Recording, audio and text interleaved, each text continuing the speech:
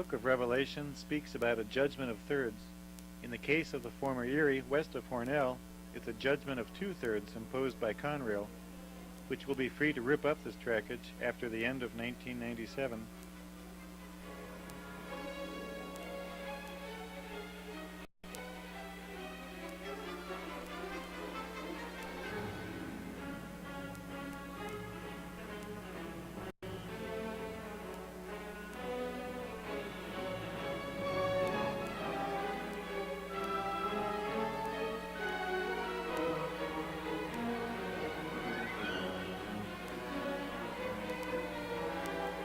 The fill has been undermined at Alfred.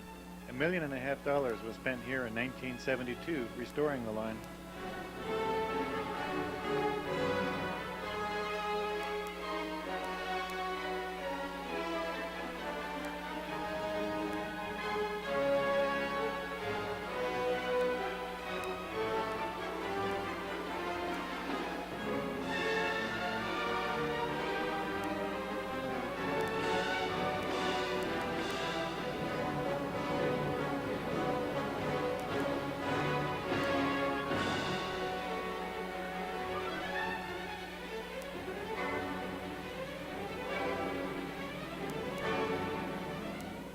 Hobby store on the east side of Wellsville.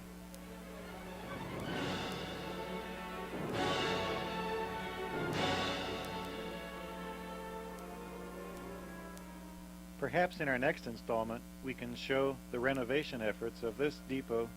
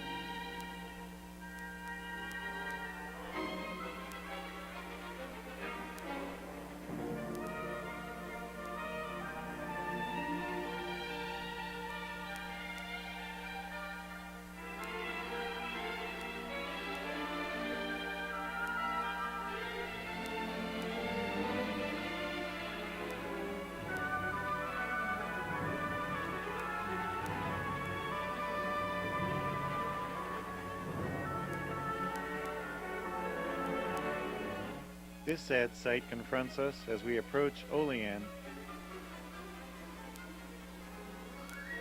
At X Tower, the line crosses the Conrail Harrisburg to Buffalo line.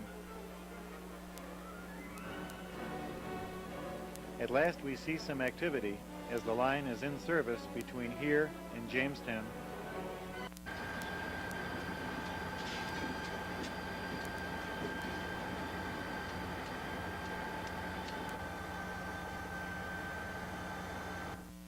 $400 down and $600 to go.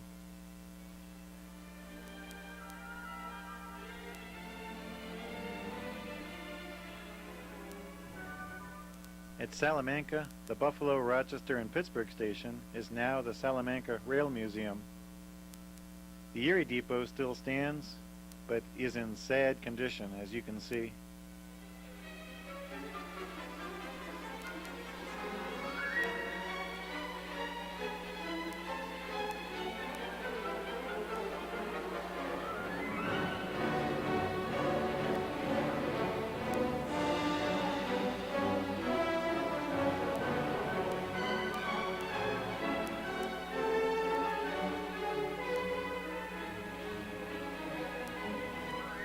We flash back now to the mid-70s.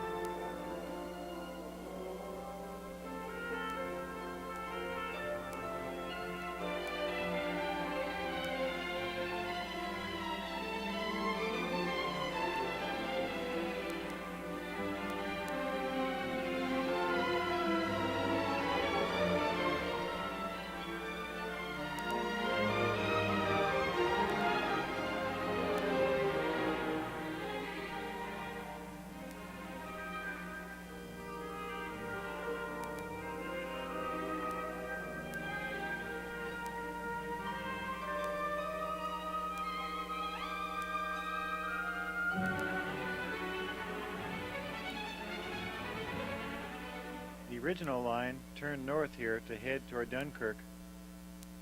Mileposts are rendered from Salamanca, from this point onto Marion. The rails follow the Allegheny River through the Seneca Indian Reservation and are not easily accessible on this stretch.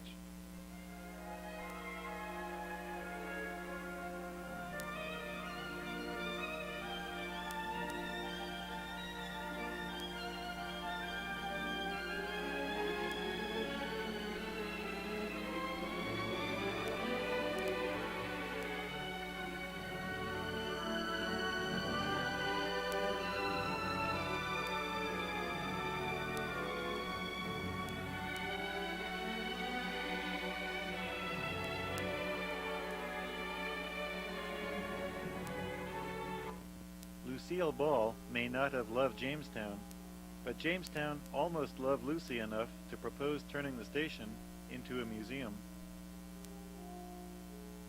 It still stands neglected.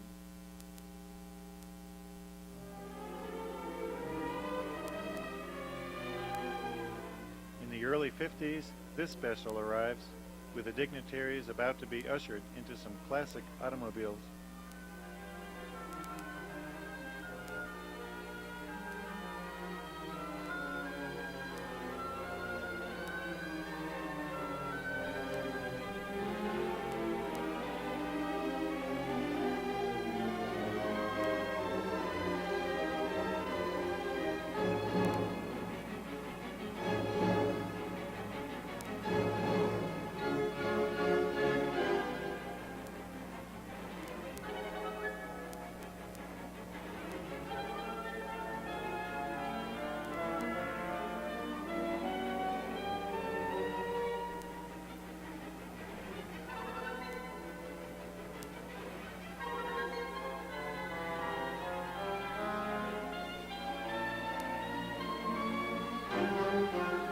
Some 1950 action at DV Tower, Falconer, just east of Jamestown.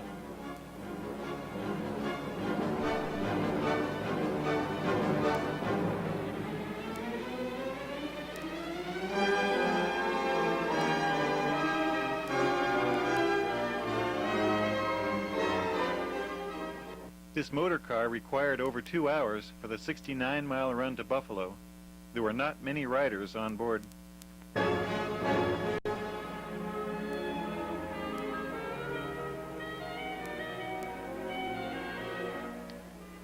The last of the Berkshires ran in 1952.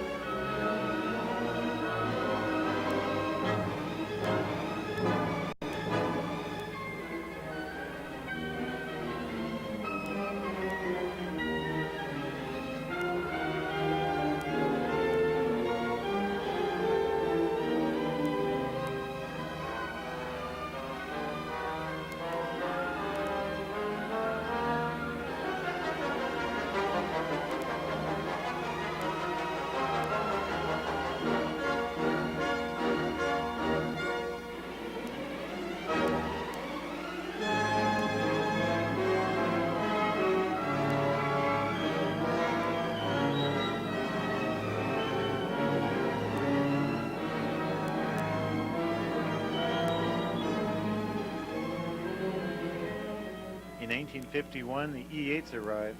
Note the early version of the wings.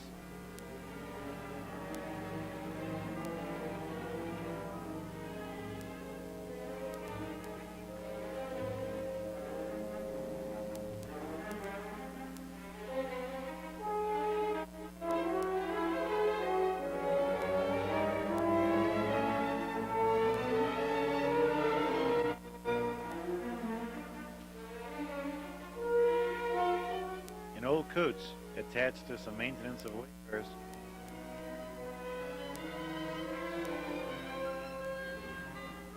Some more views of the 1951 Centennial Special.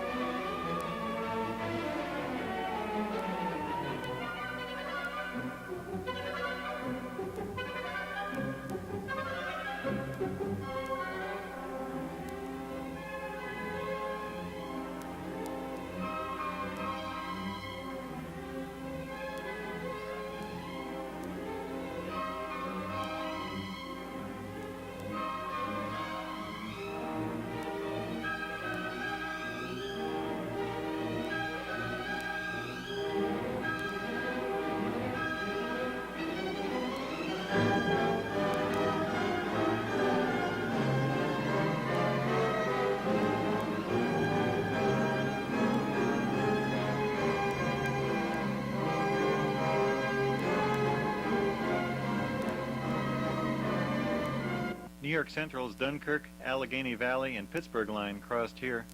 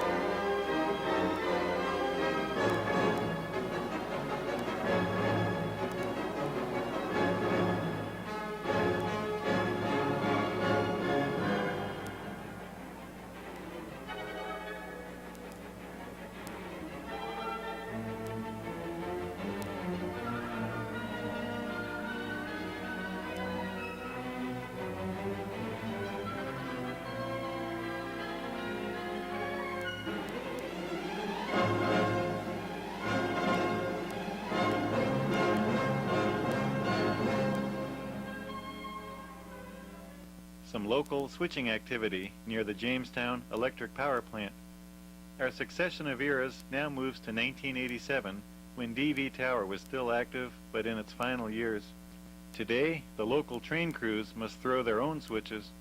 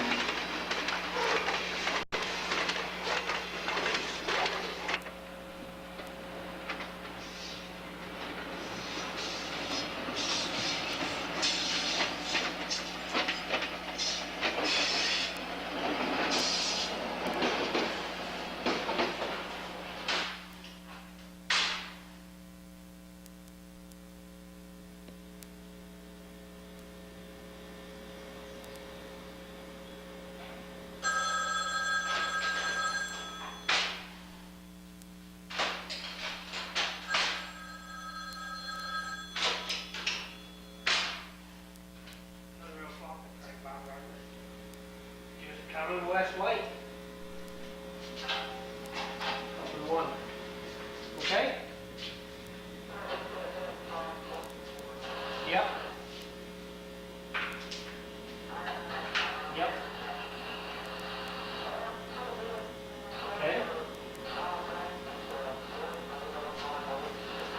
No, let's save it till tomorrow.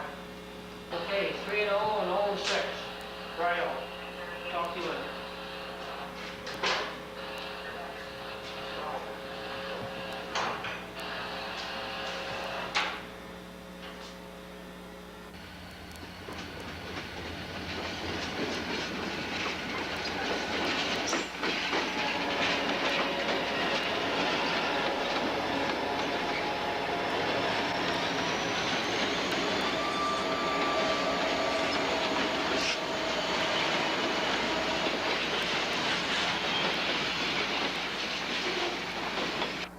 We close this segment with more views of the Erie in 1951, and we retrace our steps from Jamestown back to Hornell, passing the Pacific Express en route.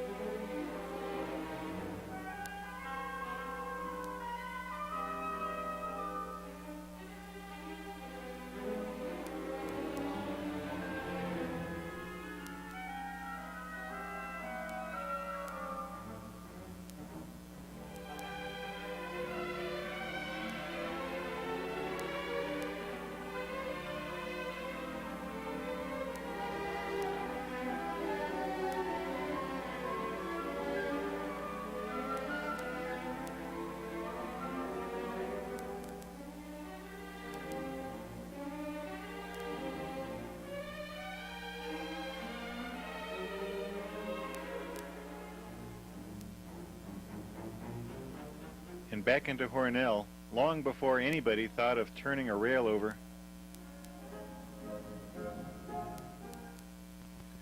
Another cab ride from Jamestown takes us east as far as Meadville, Pennsylvania. We then survey the line in its present state.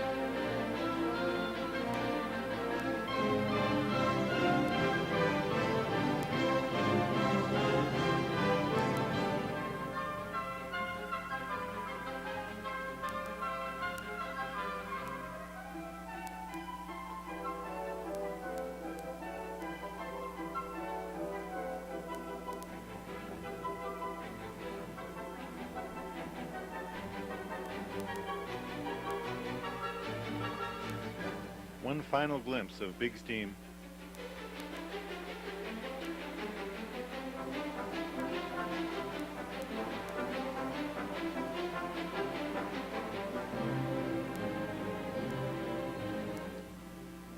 South of Niobe, New York, the Erie splits into Main and the Columbus and Erie bypass. The tracks are long abandoned on the main line, which crossed Bear Lake Hill.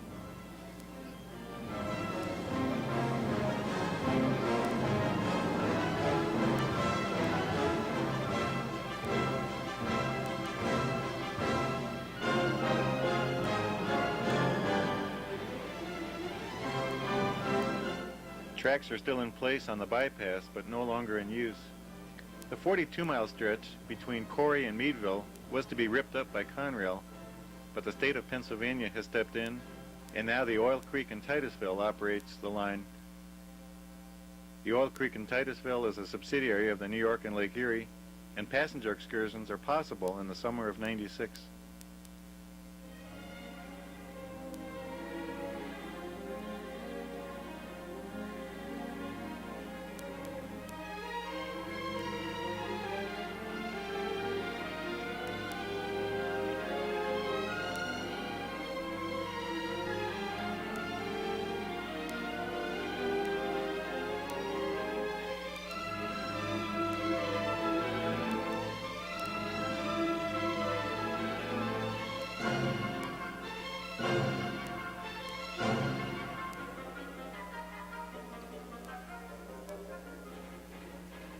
The Oil City line joins here, and the main line is in service to the west. We suspect that that Erie logo will long outlast the Conrail sign.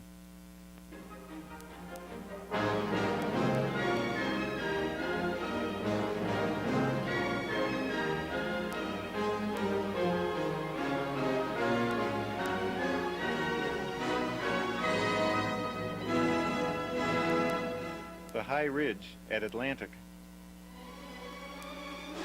Approaching Greenville is this maze of trackage.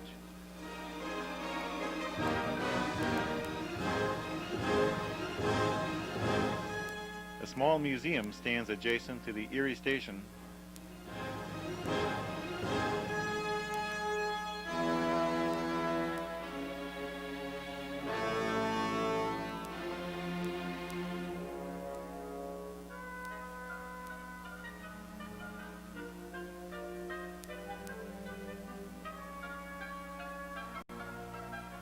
The nearby Bessemer and Lake Erie facilities are seen, which lie just below the Erie Trek.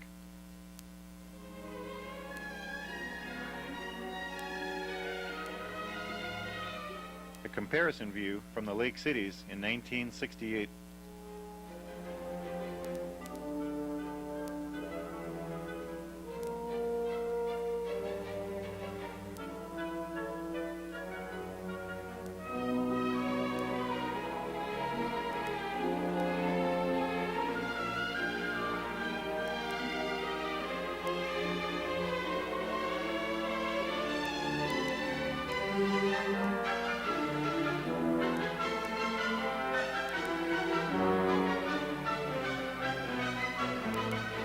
Also at Greenville is the restored Bessemer and Lake Erie Depot.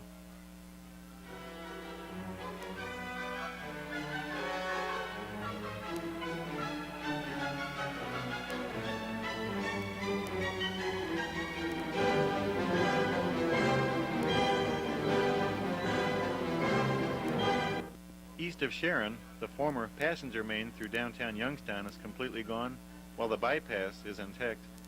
At Levittsburg Tower, the line for Cleveland branched off. The northern end of the Cleveland line may soon be sold by Conrail. The Kent Division Station is now the Puffer Belly Restaurant, and trackage between Kent and Ravenna is now operated by the Akron-Barberton Cluster, a unit of the Wheeling and Lake Erie.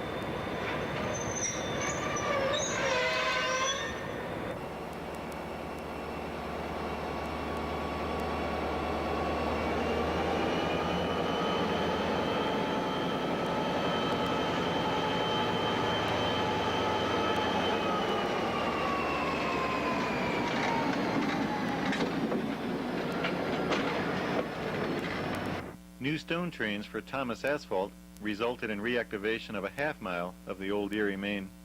A locomotive repair facility lies just west of the depot.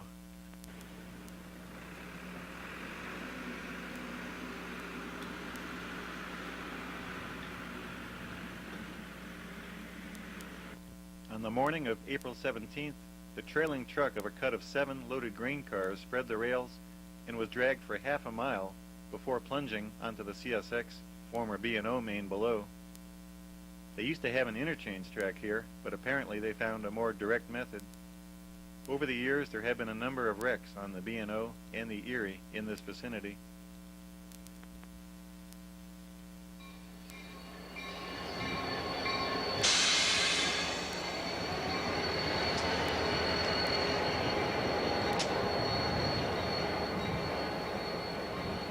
A new GE in its first week on the road passes the flipped hopper.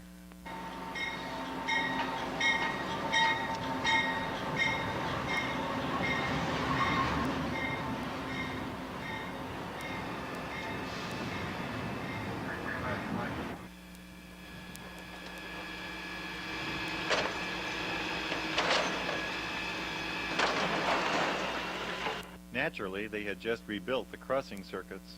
A small audience assembles to watch the operation.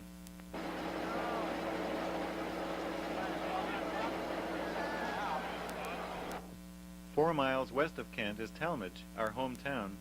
We will monitor the progress of this tree on future editions." Through service ended in 1981, and the line was reactivated for a local shipper briefly in 1988. The rails have been removed across Southwest Avenue, but school buses must still stop.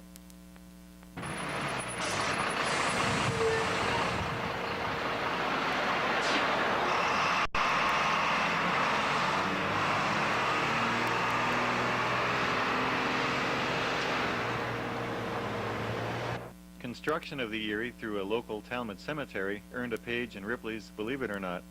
And so we head down the grade to the largest city between New York and Chicago.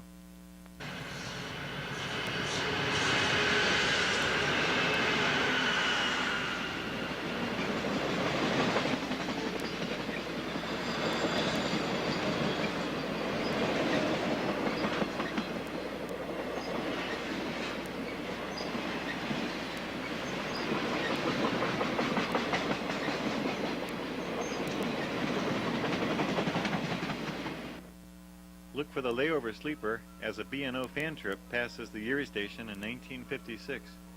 Union Station was just a couple hundred feet to the east, and this served the Baltimore and Ohio and the Pennsy, but the Erie decided to go it alone. The freight house now serves to store newsprint for the Akron Beacon Journal. The station premises are now used as a parking lot. Future plans envision revival of commuter train service between Canton, Akron, and Cleveland.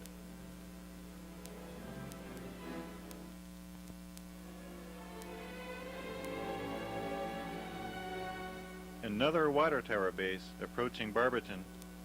Here the B&O and the Erie line split. The Akron-Barberton cluster operates the former Erie as far as Rittman. In 1993, we joined the Akron-Barberton Belt Crew.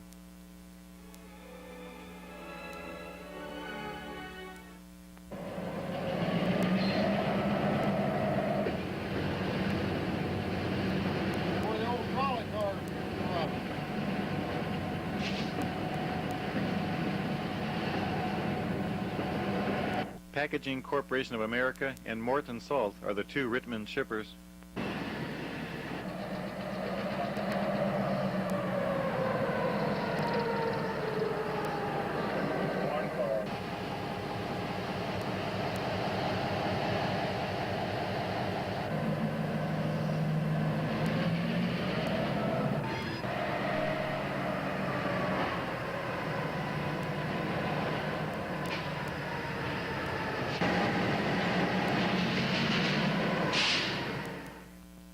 The rails have been lifted between Rittman and West Salem. The Ashland Railway operates west as far as Mansfield from West Salem through the town of Ashland. We hope to cover this operation on a future edition. The most recent construction we could find with an Erie logo is this bridge on the Harding Industrial Track, which serves an auto plant. At Galleon, Conrail lines from Cleveland south to Cincinnati and west to Indianapolis veer off. We are standing on the former Erie main, panning around toward the east where nothing remains. The Erie depot is gone, but the New York Central structure remains. Some activity on the short stretch of double track just west of Galleon.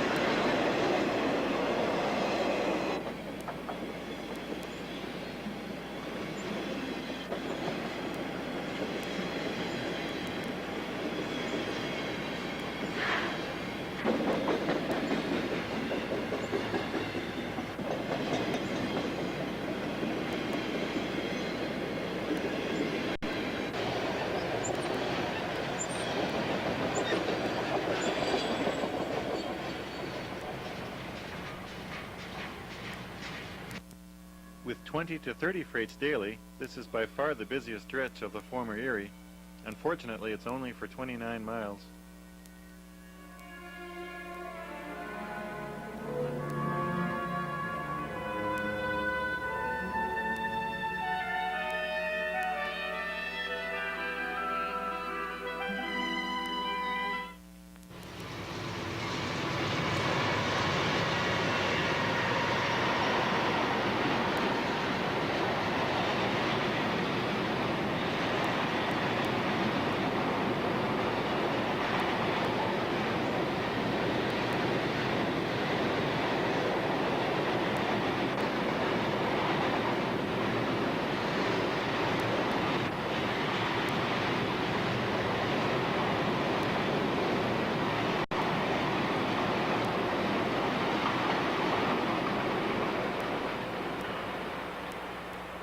The only metric sign seen on the entire trip.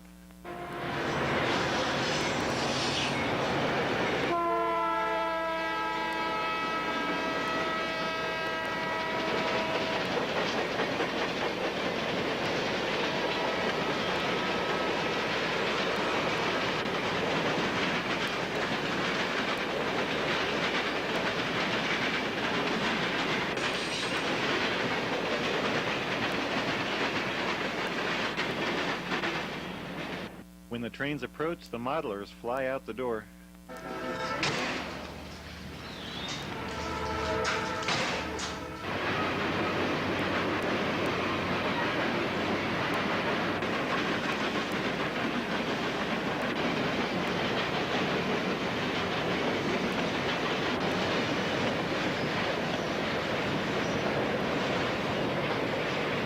In the administration of Warren Harding, this was the gateway to the Western White House. It is gradually being restored. AC Tower, the last former Erie installation to be deactivated, awaits an uncertain future. We step back to one of the last nights. That's the 6066.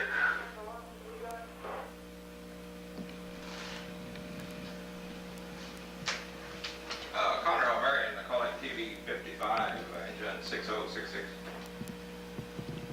March of '95 was the end of the line for AC Tower. So we got, what, 4 axles?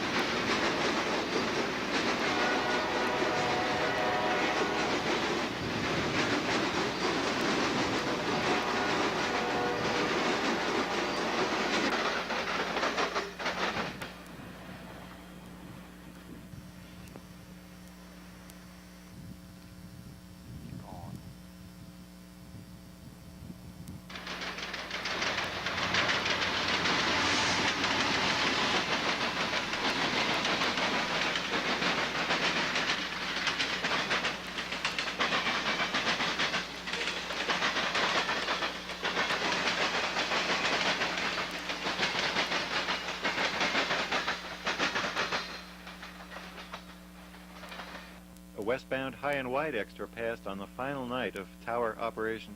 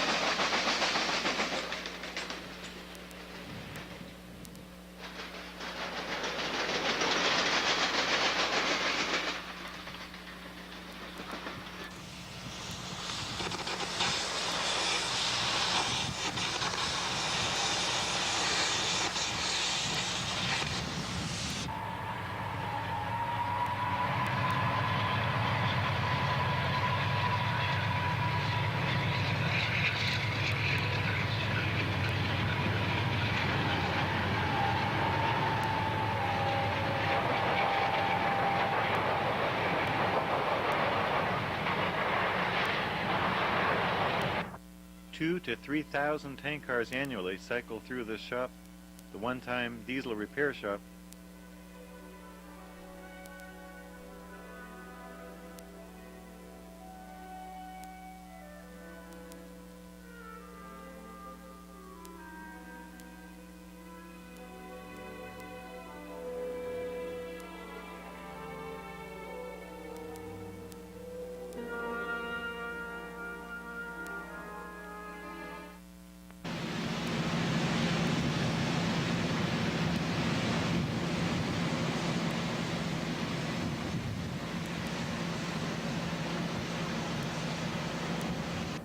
One lone boxcar remains on the property. Evidently, they did not sell them all.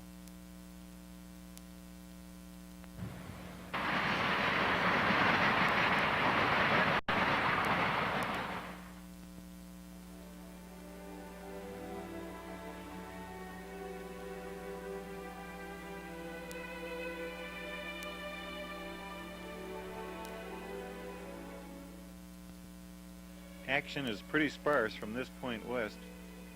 A few short stretches are in service at Kenton and Lima.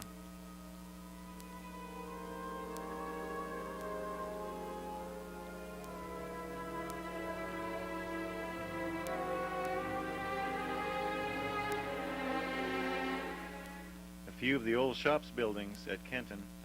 An historical marker commemorates the first railroad to pass through the city, which predated the Erie by several decades. We next move on to Lima.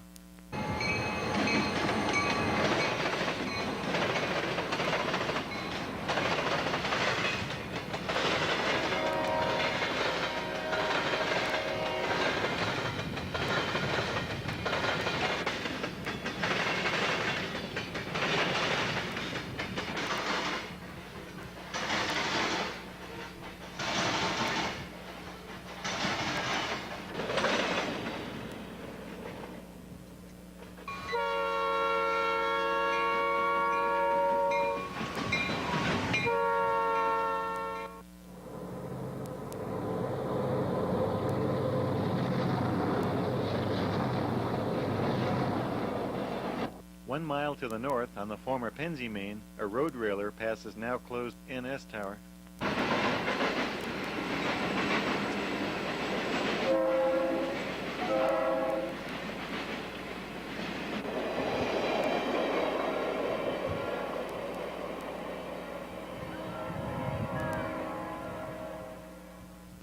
The Erie Western, and more recently the Spencerville and Elgin, represent two failed attempts to restore a portion of the Erie to service.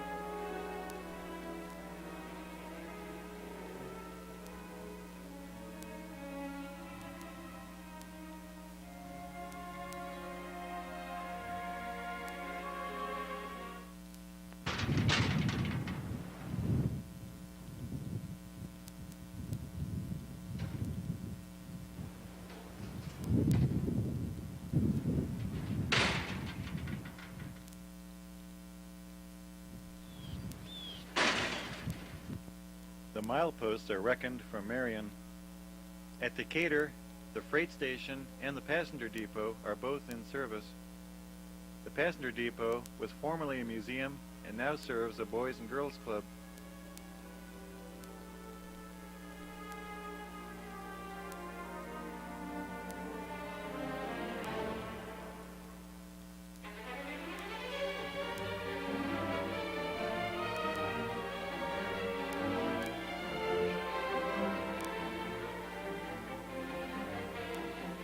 A footpath goes out across the river.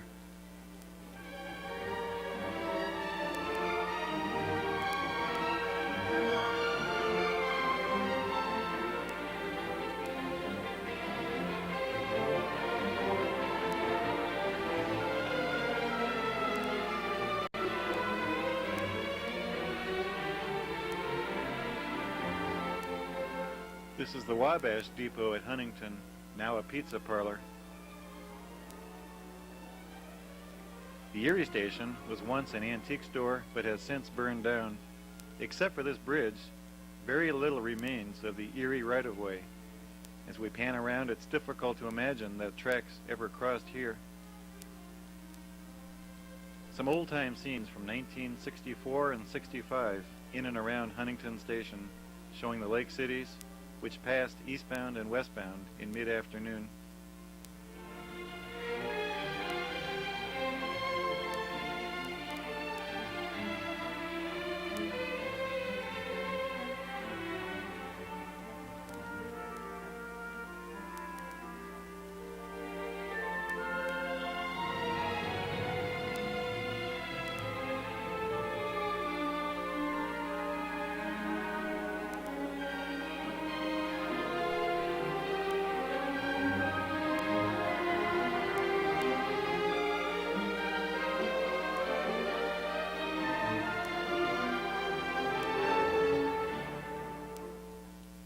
Years into the merger, the final PA is still lettered Erie.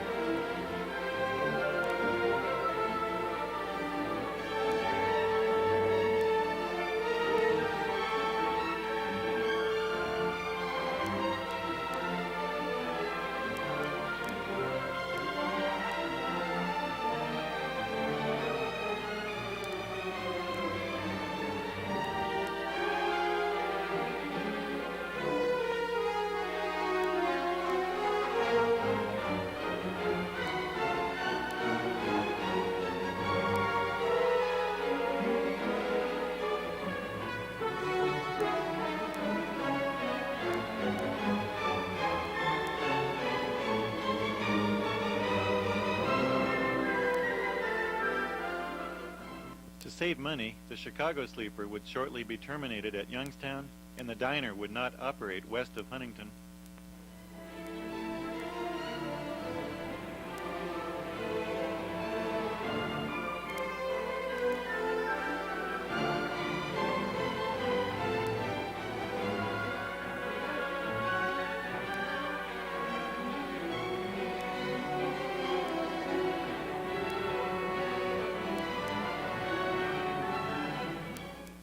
After mail trains 3 and 4 were annulled, the lake cities picked up more of the burden.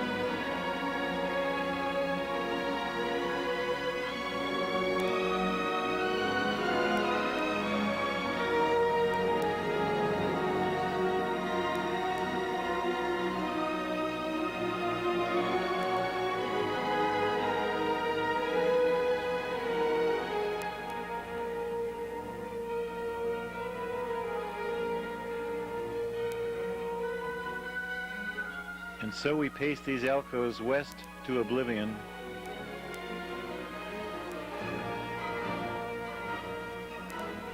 Back in 1974, photographer Paul Geiger complained he could never find a train here. There's certainly not much chance of that now.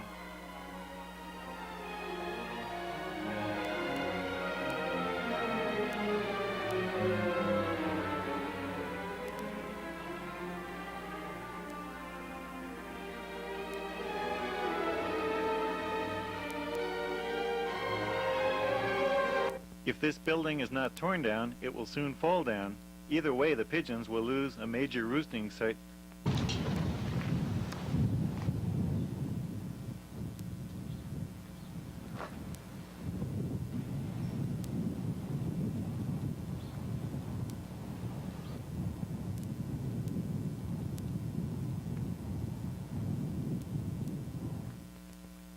A more modern-looking water tower overlooks houses which have encroached onto the former yard property.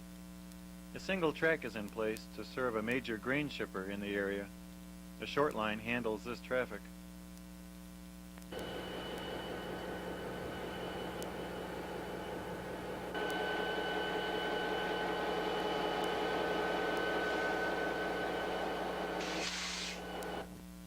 On the west side of Rochester, the tracks abruptly come to an end.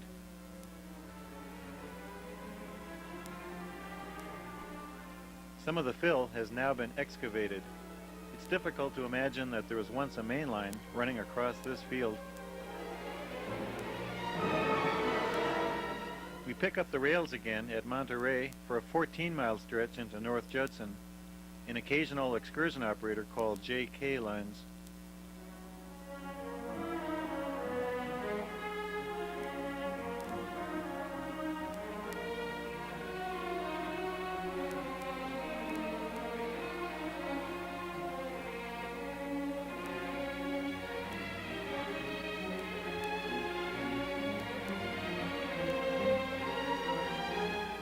At North Judson, a small museum is seen.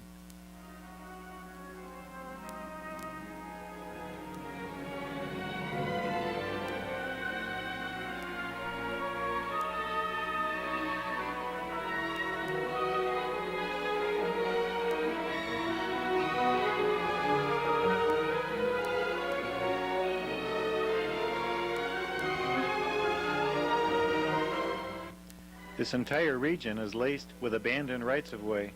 The Pennsy mingles with the Erie and passes through La Crosse.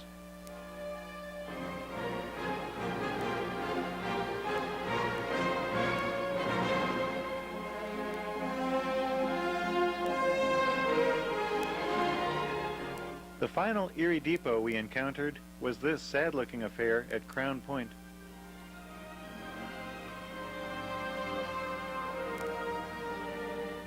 A very short remnant of the Erie crosses an industrial spur near the still open Grand Trunk Tower.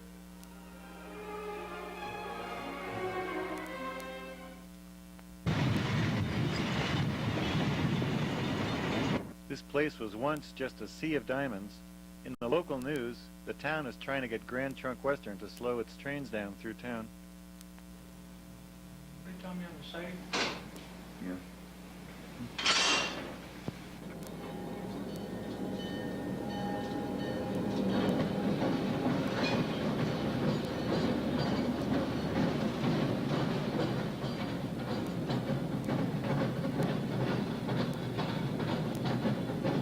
The small but expanding museum here is well worth a visit.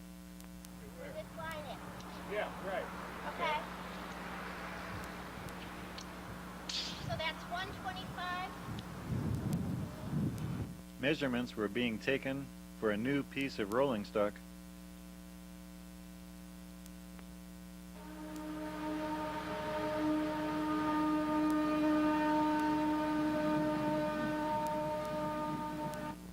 The shared C&O Erie right-of-way into Chicago is completely gone through Hammond. We conclude with a slide presentation at State Line Tower, Pullman Junction, and the 51st Street Yard.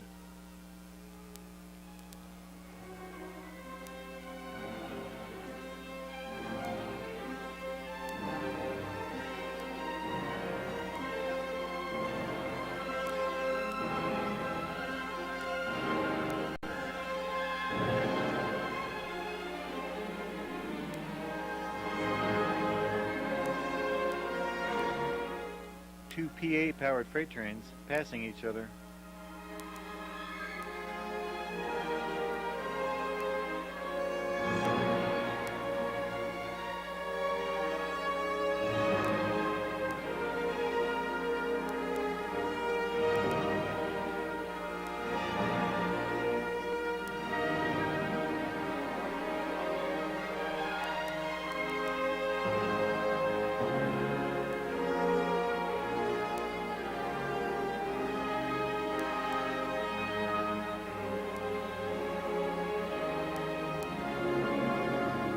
The trackage at Pullman Junction is vastly simplified today.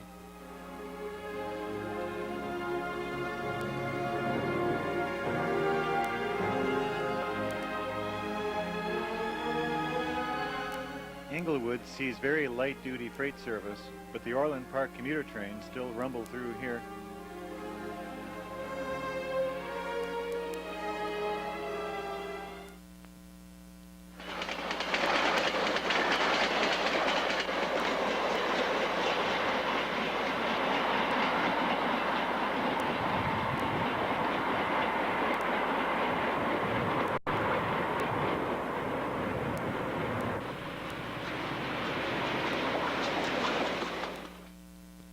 A piggyback and container facility fills up part of the former 51st Street yard. The Alco PAs were about to be supplanted by the new U-33Cs.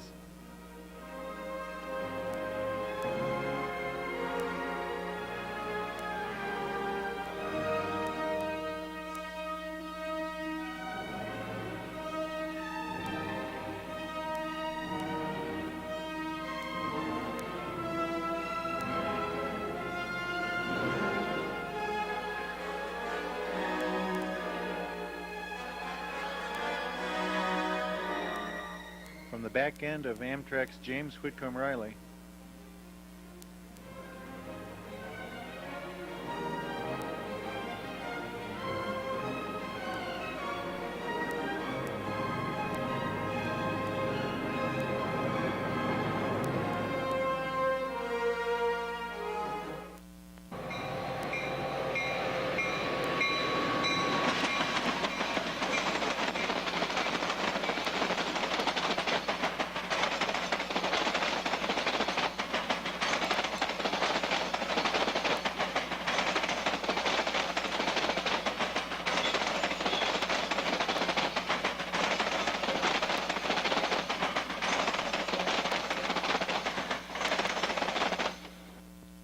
These commuter trains are just out of LaSalle Street Station. The Erie Railroad Freight House looms behind in this mid-60s view. The Rock Island crosses above Chicago and western Indiana's approach to Dearborn. Today, this 4-track cut has been completely filled in, and the bridges indeed look very much out of place. Santa Fe, Erie, Grand Trunk, and several other lines use this approach to Dearborn. We next see a Metra Rock Island train, followed by Amtrak's Illini to Champaign and Carbondale.